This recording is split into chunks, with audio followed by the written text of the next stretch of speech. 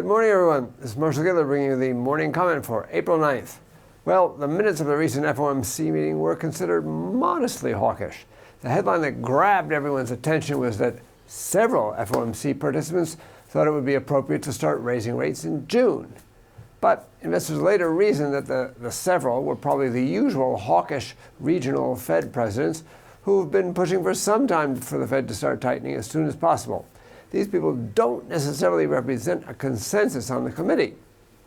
For example, Fed Governor Powell said just yesterday that the risk of hiking too early was greater than the risk of waiting too long, and while he expects a first rate increase later this year, the rise in rates thereafter can be gradual, something that Fed Chair Yellen and New York Fed President Dudley has emphasized recently as well. As a result, the Fed funds rate expectations rose only a modest 1 basis point. Still, it was enough to support the dollar, and the U.S. currency gained against most of its G10 counterparts. I expect the dollar to gain further as monetary policy divergence continues to be a major theme in the FX market. EM currencies were more resilient, however, and almost all of the emerging market currencies that we track firmed against the dollar, as market participants now expect that the shock to the EM countries from the rising U.S. interest rates may be less than they had anticipated. Oil collapsed after U.S. inventory showed the biggest increase since 2001. That's likely to weigh on the commodity currencies, particularly the Canadian dollar today.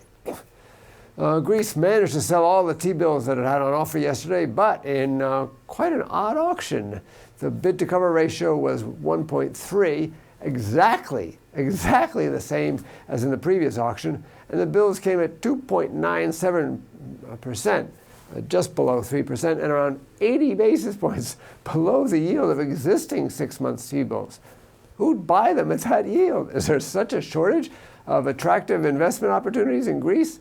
I can only deduce that there's a feeling of mutual assured destruction that encourages the buy side to ensure that the auction is fully underwritten, lest the market panic and prices of their other holdings collapse. Meanwhile, Greek Prime Minister Tsipras went to Moscow. His visit resulted in the promise of closer ties between the two countries, but no money. The countdown to default continues.